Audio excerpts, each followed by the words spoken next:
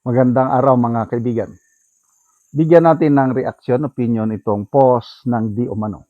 Pahayag ito ni Ombudsman Rimulya tungkol sa mag-inang Ligarda and Lebeste.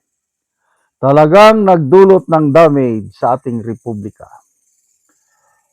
Ombudsman Jesus Crispin Boying Rimulya announced that the Office of the Ombudsman is preparing to file plunder and graft charges against Batangas Representative Leandro Libeste and Senator Loren Ligarda over alleged irregularities involving Libeste's solar power project.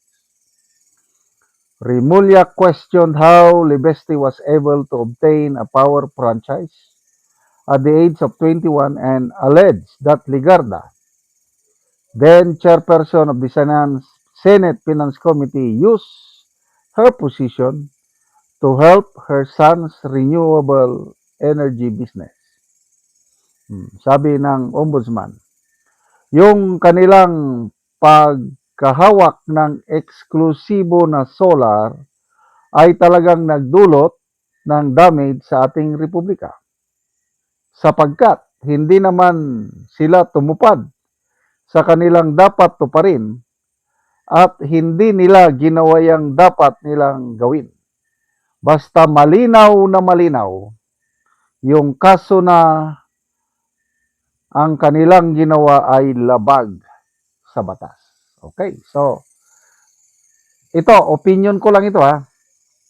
Done deal na sa ombudsman. Kasi ang announcement for preliminary investigation pa lang to determine probable cause bago nila isamba.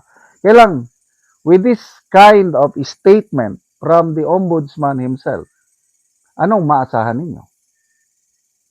Opinion ko lang ito, guilty na sila. Nandiyan na. Wala nang wala nang ibang papupuntahan kundi masasampahan itong mag-inang Ligarda Libeste ng plunder sa Sandigan Bayan. I hope I am wrong. Kasi sabi niya, malinaw na malinaw Basta malinaw na malinaw yung kaso na ang kanilang ginawa ay labag sa batas. Sa reaksyon ng taong bayan, 15,000 ang nag-react. 12,000 ang tumatawa, 1,900 ang galit, 1,400 lang ang nag-like sa kanyang payag. So, kita nyo halos 90% hindi naniniwala or galit dito sa pahayag ng ating ombudsman. Basa tayo sa mga comments. Carlet Llanes, basta walang kickback, labag sa batas. Talaga namang kapaki-pakinabang ang talento mo, sir.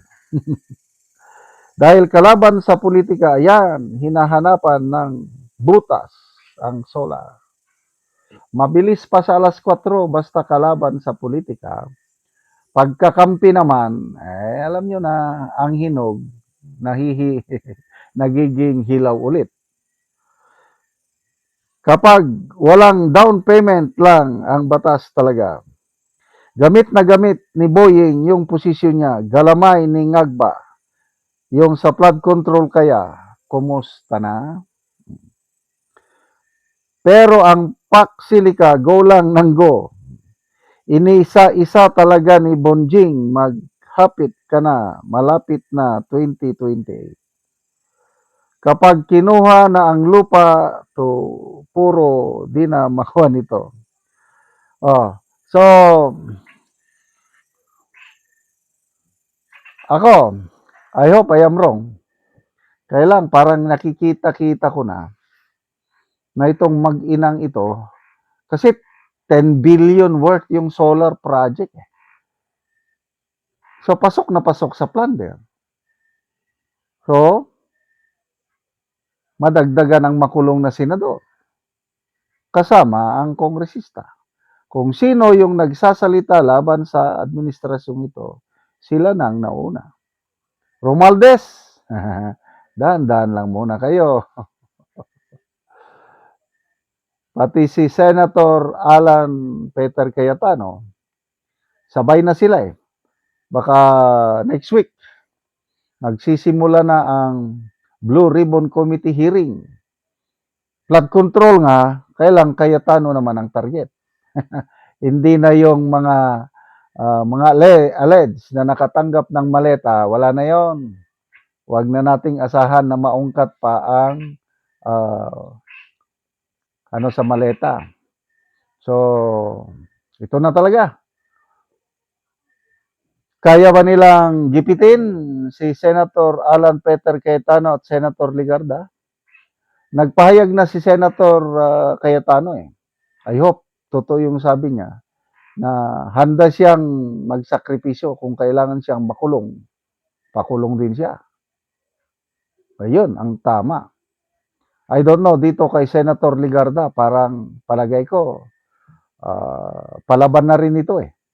Alangan naman ang iligtas niya, yung sarili lang niya, paano yung anak niya? At kung bumaliktad man, ay wala na. Parang, kasi dito ang target talaga yung impeachment eh. Paano nila madagdagan yung 13 na majority senators na posibleng boboto ng conviction? Kaya ito, inisa-isa na sila. So, now, Ligarda and Cayetano, sinong susunod? Baka itong magkapatid na bilyar. Kaya lang, hindi nila kaya yung dalawang bilyar. Matigas yun. May panlaban yun. Si Senator Amy, may panlaban din yun. Bongo, yon ICC. Ang tirada nila kay Bongo is, huwag tayong magtaka, biglang may warrant of arrest na naman si Bongo. Kaya, uubusan. Padilla. Ayun, Padilla naman, yung obstruction of justice. Kailang, magaan na kaso lang yun. Pwedeng makapagpiyansa, kaya baliwala. Ito ang delikado, plunder. Dahil kulong. At maidagdag na doon sa hanay ni Jinggoy at saka ni Senator Marcoleta. So ipagdasal po natin, mga kaibigan, itong minority senators dahil nag-undergo na sila ng grabing, ito na yung tinatawag na selective justice to its fullest. Salamat mga kaibigan sa inyong pagsubaybay sa channel na ito. Nakakatulong kayo ng malaki sa tribong Talanding ng Bukidnon dahil ang sweldo natin sa channel na ito is pantulong sa tribo. Namimigay tayo ng libreng yero at pako para makapagpatayo sila ng mas maayos na tirahan. Panoorin nyo ang video na ito. Karon mo na ni ang atop sa balay sa natagaan na Muugiro. So dako na gyud kayo og mga buslot ang iyang atop tungod kay dugay na manggod ning ayero. Mo na ni ang iyang itsura. So pambutangan lang gani og mga silupin.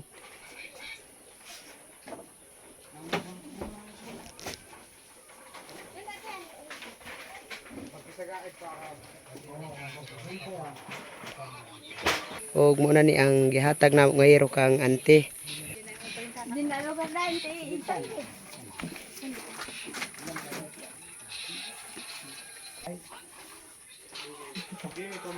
Nagyud ni kada kon sa buslot.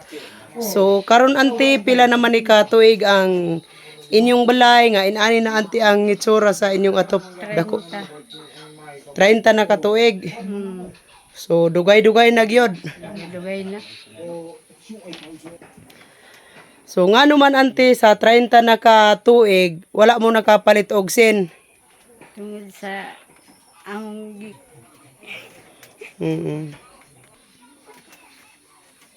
kalisod. So, igo ra ang amo giipalit sa makaon. So taman ra gyud ante sa pagkaon. Taman ra sa pagkaon. Oo, so naa pa kay estudyante karon ante? Wala. Wala na kay estudyante. Wala. Oo, so pila ka bukle ante ang imong anak? napulo. Napulo. So asa sila gapuyo? Dinhi. So nakigpuyo lang sila sa inyo. Oh, So lisod gyud. So wala sila kaugalingon nga balay. wala.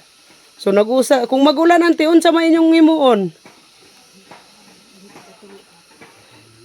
Kung kuan magulan, wala naman kay kuan naman dako naman kayo ang mga buslot sa inyong atop. Pangita rami sa dili gag katuluan. So didto lang mo. So dili mo makatulog og tarong. Dili sa Ginoo sa nagtabang sa sin. Sige ante, salamat. Sa